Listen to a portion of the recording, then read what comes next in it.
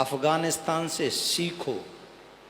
हिंदुस्तान हिंदुस्तान बना रहे, इसके लिए ऐसे शेरों का साथ दो, साथ खड़े रहो और अपने देशभक्ति हृदय से प्रस्तुत करते रहो। जो देश के हित में बात करे उसकी जाति नहीं, उसका कर्म पूछो, और जो ऐसा कर्म करे उसके साथ खड़े हो जाओ।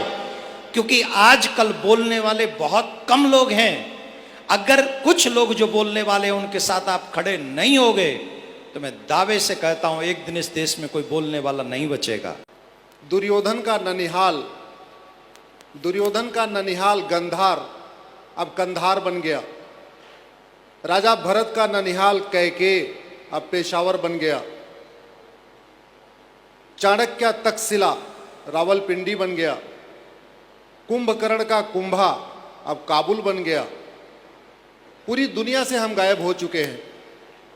भारत के 9 राज्यों में खत्म हो चुके हैं, 22 राज्य और बचे हुए हैं। और अभी भी महाराज जी, अगर ये जो 5 कानून हैं और जो संविधान सम्मत हैं, संविधान में है ये, हम कोई रॉकेट साइंस की मांग नहीं कर रहे हैं, हम तो कह रहे हैं संविधान को लागू कर दो।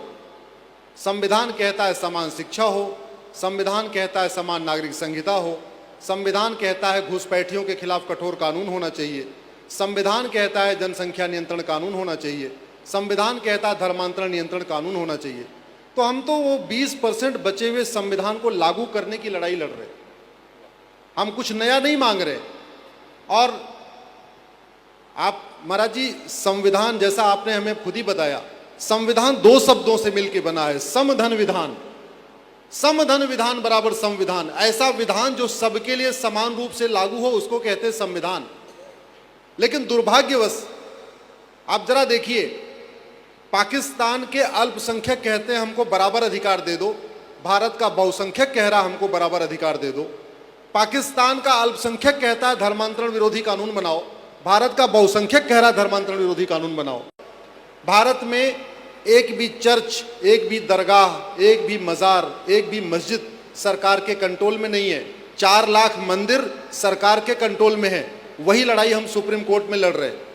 हम सुप्रीम कोर्ट में कह रहे हैं समान नागरिक संहिता लागू करो, हम सुप्रीम कोर्ट में कह रहे हैं विवाह की सबकी उम्र समान करो, हम सुप्रीम कोर्ट में कह रहे हैं सबका गुजारा भत्ता समान करो, हम सुप्रीम कोर्ट में कह रहे हैं समान नागरिक संहिता लागू करो। मुझे लगता है शायद बहुत कम देश, कोई ऐसा देश नहीं है जहां उस देश का बहुसंख्यक कहता है समानता की बात करता है। पूरी दुनिया के अल्पसंख्यक कहते हैं हमको समान अधिकार दो, समान शिक्षा दो, समान नागरिक संहिता दो, समान धार्मिक अधिकार दे दो। लेकिन भारत में इसका उल्टा हो रहा है। और शायद उसका मूल कारण यह है, हम जातियों में बटे हुए हैं। हम अपने आप को कोई गुप्ता, कोई जैन, कोई ठाकुर, कोई पंडित, कोई शर्मा, कोई ये, कोई वो, हम उससे ऊपर नहीं उठ पाए। इसी का नतीजा है। मैं 2 मिनट के अंदर अपनी बात खत्म करूंगा, जरा गौर से समझिएगा।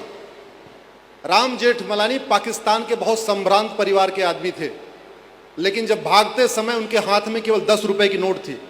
मनमोहन सिंह पाकिस्तान के बहुत सम्मानित परिवार के आदमी थे, भागते समय एक तौलिया लेके भी नहीं भाग पाए, सब कुछ छोड़ के भागना पड़ा। और कश्मीर का हाल सबको पता है, बंगाल हमारे हाथ से निकल गया है।